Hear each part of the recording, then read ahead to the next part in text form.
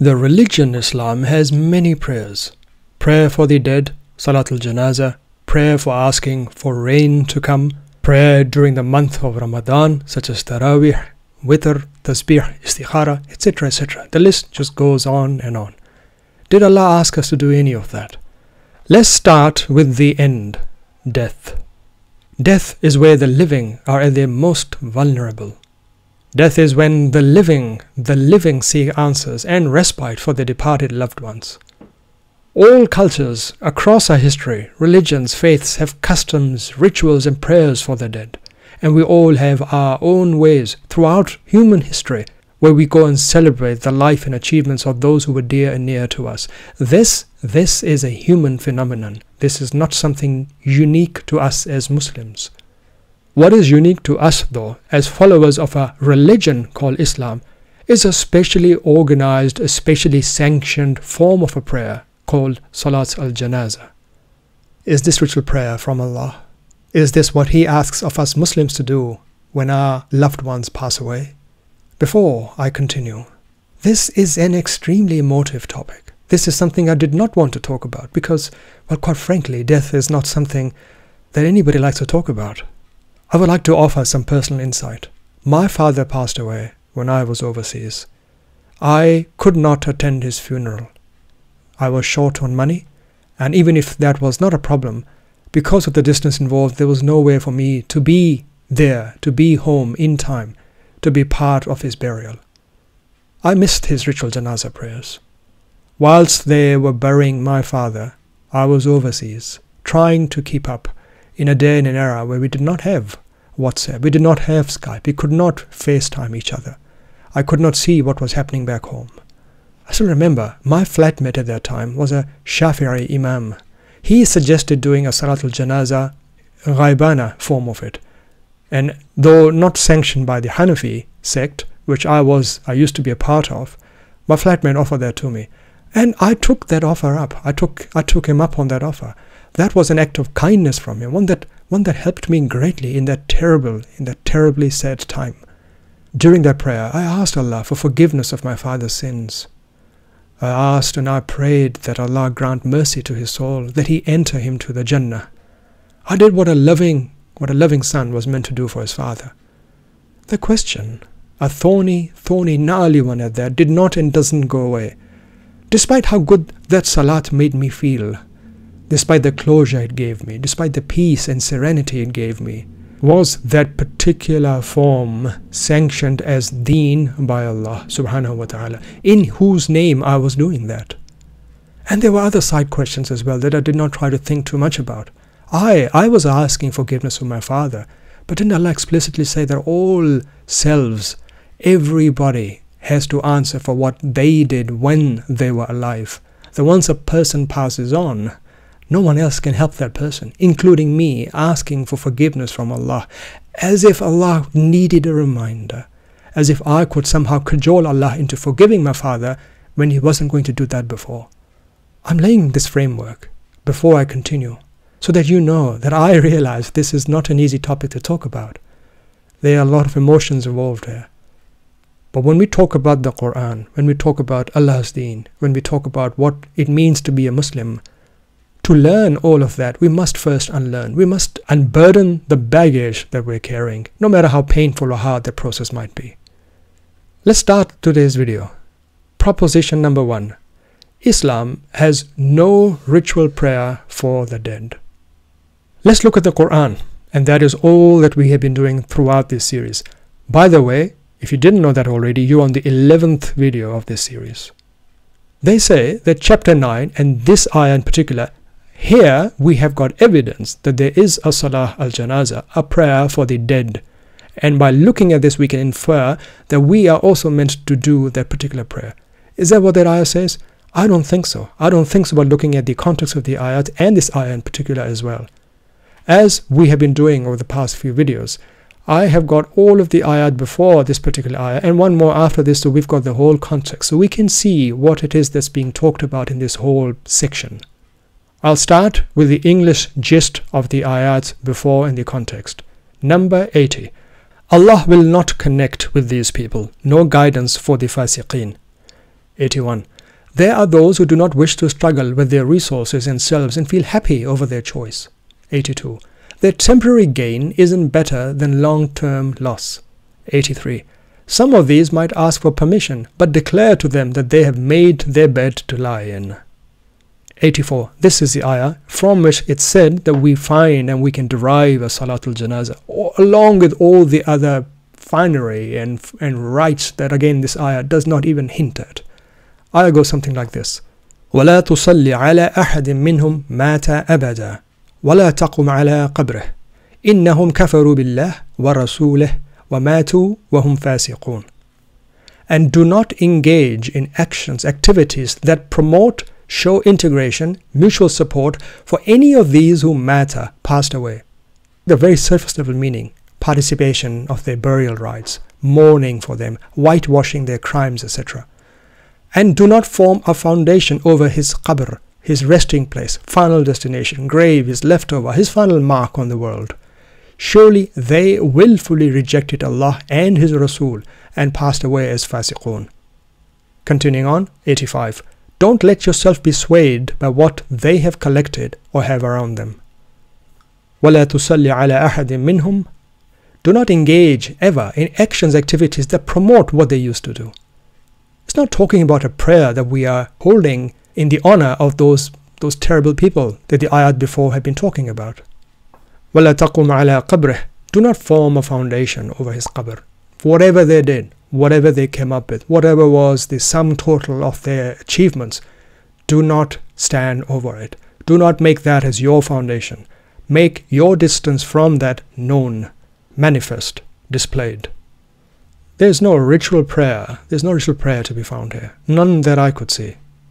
Now we look at one more ayah from where they say you can find the inference of a Salatul Janaza for the dead. Now I will translate this ayah and the ayat before and after, but I have to admit something personally. When I looked at this whole section, I can tell that there's something else happening in there, that there is a deeper meaning beyond the surface level meanings that I'm going to talk about for today. I am intrigued. I want to explore. I want to get into it, and there are some terms that I will talk about, hint at as I go through these ayats, but I'm going to restrain myself to the topic of this salah. What we are looking at is the possibility, which I say does not exist, of a salah for the dead people that is being talked about by the Quran. I contend, as I've been up until now, that there is no salah like that for the dead that the Quran talks about, or we could infer from its ayat. Let's look at the context of these ayat in chapter 5. 104. They continue to follow their forefathers, thought leaders. 105. For each responsibility for themselves, even for the peacemakers, believers, and the consequences. 106.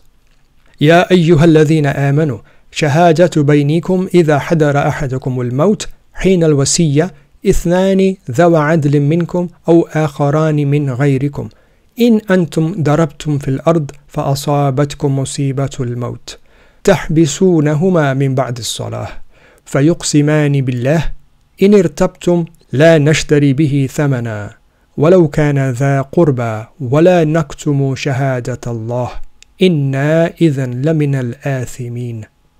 O you who have believed, spread peace, the witnessing between you all, if maut, final passing, visits one of you at the time of the wasiyah, two just ones from you, or two others not from you. If you have been traveling in the ard, and then struck you the final passing, constrain these two after the responsibility. Min ba'd as-salah. Constrain these two after the responsibility. Responsibility, the witnessing, which involved two-way interactions involving multiple entities. As-salah. They are to take qasam in Allah. If you all are doubtful, we did not purchase, exchange with it. Bihi, with it, the maut, any reward, even if he'd been one of our close ones, and we do not hide Allah's witness. Surely then we'd have been from the wrongdoers. 107. Instructions for what to do if these two did do wrong. Even reading this very surface level meaning of this whole passage, the last thing we could take away from this is that there is a specific salah for the dead with all of the rites, the customs, the traditions that go along with it. Quran does not talk about that. I once more tried and I could not take that away. The problem is this.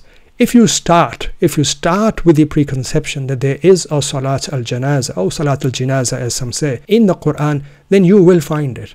It's the old story of a handyman with a hammer finding nails everywhere to smash. If we look at the Quran with virgin eyes, if we don't have any preconceptions, if we just read the ayat in their context, what we find is something totally different. We find our interest piqued. We find ourselves being pulled and tugged at different parts of the Quran, instead of finding our preconceived notions justified when the text does not even talk about them. So is min ba'di salah here talking about someone's death ritual? Absolutely not. I don't find this in this section. Proposition number 2, and this is quite a key one. I would like you to listen to me very carefully what I say. Any ritual prayer, Istikhara for rain, Tarawih, not mentioned by the Quran is not part of Allah's deen. Let's talk about this proposition in greater detail. I'm going to say out a few names. Have you heard them? Do you know more? Salat al-Istikhara. This is a prayer for rain, where apparently we as a community are meant to go out in an open ground and beseech Allah for rain. When I was younger, and I did not know that we had a prayer like this, I used to laugh at the African shamans that we used to read about and watch in our documentaries, etc., who would dance for rain. They had a rain dance. And then obviously I discovered one day that we as Muslims have the same form as well. We just call it a salah. Also, isn't it surprising that we have made the religion, not the deen, the religion of Islam so specific to the conditions of the Arabian desert, where it's all okay to go and ask for rain? Well, what about other countries that have too much rain, that have way too much snow? They'd much rather not have rain. They'd much rather have a prayer that is against this particular prayer. There is no salah for those people, unfortunately. As we've been saying up until now, throughout this whole series, this salawat, this salat, their timings, etc., they're all perfectly suited for the nomadic life of the Arabian desert of the 7th century. But never do we find any true application for them, of them, once we leave the particularly small area of earth. This, I've been saying up until now, is a hallmark of a religion founded and bounded by cultural traditions, not of a deen, not of a worldview, not of an outlook, ordained by the divine, ordained, given, sanctioned by Allah subhanahu wa ta'ala. Here are a few more names. Salat al-Istikhara. This is when you ask Allah for His help. When you've got a difficult decision to make, you can't just make up your mind. Well, just ask for Allah and He'll give you a sign, so they say. I used to do this quite a bit. And then there are all of these other prayers that you have to do on top of the fard rak'ah, the fard salawat. You have got sunnah, wajib, nafil, and again there are all sorts of divisions and discussions and debates between the sects of Islam as to what their numbers are, how do you do them, etc., etc. Witr. This used to puzzle me quite a bit. Why must the witr be prayed in odd numbers? And that's something also quite intriguing. We seem to have an obsession with odd numbers in certain parts of our religious tradition. For example, if you're doing Salat al-Janaza, you must use odd numbers for washing, cleaning. Same thing we found in wudu as well. And there are certain parts of the ritual prayer that when we are doing, we must do those certain actions or read out those certain Arabic formulations in odd numbered sequences as well. Why? I don't quite have an answer. I'm sure somebody does, but I just found that intriguing and thought I'll talk about it as I was writing this up. Let's continue with the other salawat that have been set up in the name of Allah. Tahiyyat al-Masjid. When you enter the masjid, you greet the masjid by offering 2 rak'at. Okay? Tahiyyat al-Wudu. Again, it's an optional prayer that you should do when you do your wudu. So 5 times a day when you do your wudu, or even in between, if you break your wudu because you happen to pass gas, redo it and then redo this salah. Salatul Tasbih, Awabin, Duha, Salat al-Tarawih, that most of us living in the Islamic world are either offering or know others around us who go and offer them, where for an hour and a half there's a sprint happening to try and finish as much of the Quran at record speeds within 20 rak'at. Again, I'm not even going to talk about the internal conflicts between the sects on the number of rak'at that must be prayed, and the Shia perspective where they completely reject this as a bid'ah. A bid'ah set up by a companion of the Prophet that they have a very negative opinion of. I'm sure there are many other prayers, by the way, in salawat, whose names I could not remember. I do know that my mother, she prays 2 extra salawat per day, and their names are Persian, those that I could not remember, and that's why I did not put them down. How many other such prayers are you aware of that people around you are praying, have been praying, or those that you are praying? Doesn't that make you ask a few questions? One who actually does pray all of these salawat throughout the day, does he have time for anything else? If a whole nation was praying these salawat from morning to midnight, if that's what they're doing, what are they achieving in their society? Are they producing scientists? Are they producing philosophers? Are they producing art? Are they producing marvels of modern engineering? Are they offering theoretical advances in our sciences? Are they producing masterpieces of literature and poetry? Are we working towards social justice, social harmony, spread of knowledge? Or are we simply going up and down, reciting mindlessly the same verses of the Quran over and over and over, most of the time without even understanding the meaning of what we are saying? So to summarize, no, none of these man-made salawat are required by Islam/Quran. None. Not a single one. Let's summarize. Islam has no ritual prayer for the dead. Any ritual prayer, Istikhara, rain, Tarawih, whatever names that people have come up with, none of them is part of Allah's deen. Janaza, because this is such an emotive topic, I'd like to offer 2 more points before I round this topic out. The Quran, Islam, does not stop an individual or a culture or society from having rituals that celebrate the life of a loved one when they do pass away. But the Quran and Islam, we don't find any specific or a sanctioned form for this particular action. That is where the problem lies. The problem isn't in celebrating or having rites or having cultural traditions. There is no problem with that. The problem is when we say, these activities that we have made up, that we celebrate, that they came from Allah, and if you don't do them, you're doing something wrong. Ascribing to Allah what He did not say is shirk. You're adding something to Allah's deen. We should be very careful, extremely careful, when we even hear of these things. The Islam of the Quran is not hard. It's not difficult. Let's not make it difficult by changing the deen, the worldview, the outlook, to a narrow-minded mazhab, religion, that is bound with rites and rituals and traditions, and number of times you must do this and that, all supervised by a class of religious scholars who, after a certain time, know nothing but to keep perpetuating the very same traditions and cultural practices that they found their forefathers on. Let's break that cycle. Let's get back to the Islam of the Quran. It is not hard. Let us get back to the Islam of Nabi Muhammad, of Rasul Muhammad, that he followed, that he propagated, that he left for us in the only Risala he got, Al-Quran. We'll finish with this one last ayah. Ya ayyuhan nas, O people, قَدْ جَاءَكُمْ بُرْهَانٌ مِّن رَبِّكُمْ. A proof has come to you from your Lord. وَأَنزَلْنَا إِلَيْكُمْ نُورًا مُبِينًا.